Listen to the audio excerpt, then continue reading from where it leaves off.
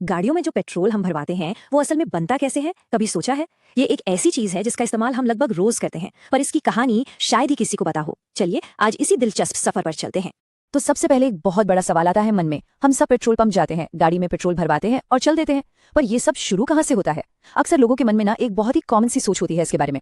और वो सोच ये है कि क्या पेट्रोल जमीन से सीधा निकल आता है, मतलब जैसे कुएं से पानी निकालते हैं वैसे ही। सुनने में तो काफी लॉजिकल लगता है ना, कि बस जमीन खोदी और पेट्रोल निकल आया। वेल, इसका जवाब है नहीं, बिल्कुल नहीं। ये एक बहुत बड़ा मिथ है, एक गलतफहमी।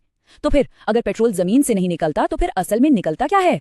तो चलिए अब पता लगाते हैं उस असली खजाने के बारे में जो धरती के नीचे छिपा है। ये वो कच्चा माल है जिससे पेट्रोल और न जाने क्या क्या बनता है। इसको लोग काला सोना भी कहते हैं। ये है कच्चा तेल, यानी कि क्रूड ऑयल। ये एक गाढ़ा चिपचिपा काले रंग का लिक्विड होता है जो जमीन के बहुत नीचे मिलता है। तो असल में जमीन से ये चीज निकाली जाती है, पेट्रोल नहीं। और पता है, ये अपने आप में किसी काम का नहीं होता जब तक इसे ठीक से प्रोसेस न किया जाए। तो ठीक है, कच्चा तेल तो निकल आया, अब इसका होता क्या है? इसे सीधे गाड़ी के टैंक में तो डाल नहीं सकते, राइट? यहीं से शुरू होता है असली जादू, और ये होता है एक रिफाइनरी के अंदर। कच्चे तेल का अगला स्टॉप है एक बहुत बड़ा इंडस्ट्रियल प्लांट, जिसे हम रिफाइनरी कहते हैं। और इस जादू का सबसे जरूरी इंग्रेडिएंट क्या है? गर्मी। और थोड़ी बहुत नहीं, बहुत ज्यादा गर्मी। जरा सोचिए, 400 डिग्री सेल्सियस, मतलब पानी जिस टेम्परेचर पर उबलता है ना, उससे 4 गुना ज्यादा। इतनी भयंकर गर्मी की जरूरत पड़ती है उस गाढ़े काले तेल को तोड़ने के लिए। तो ये होता कैसे है, चलिए समझते हैं। सबसे पहले कच्चे तेल को एक बहुत बड़ी भट्टी में 400 डिग्री पर गर्म किया जाता है। इतनी गर्मी से वो तेल गैस और लिक्विड के मिक्सचर में बदल जाता है, मतलब भाप बन जाता है। फिर ये गर्म भाप एक ऊंचे से टावर में ऊपर की तरफ उठती है, और जैसे जैसे ये ऊपर जाकर ठंडी होती है, अलग अलग लेवल्स पर अलग अलग चीजें इसमें से अलग हो जाती हैं। सिंपल सा रूल है, जो सबसे हल्का होता है वो सबसे ऊपर पहुंचता है, और जो भारी वो नीचे ही रह जाता है। अब आती है सबसे मजेदार बात। इस एक प्रोसेस से हमें सिर्फ एक चीज नहीं मिलती, नहीं, बल्कि कई सारी काम की चीजें मिलती हैं।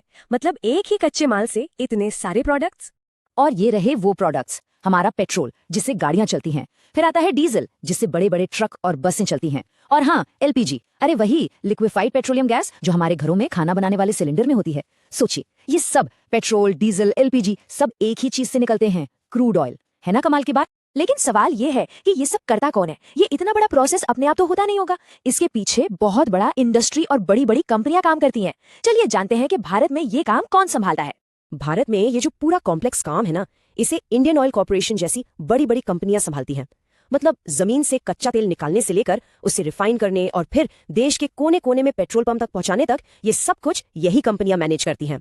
तो इस पूरी कहानी का निचोड़ बस एक लाइन में है, हर ईंधन के पीछे विज्ञान और उद्योग का हाथ है। तो अगली बार जब भी कोई गाड़ी में पेट्रोल भरवाए तो एक पल के लिए जरूर सोचना कि उस फ्यूल की हर एक बूंद के पीछे कितनी जबरदस्त साइंस और कितनी बड़ी इंडस्ट्री लगी हुई है। ये सिर्फ एक लिक्विड नहीं है, ये साइंस और बहुत सारी मेहनत का नतीजा है।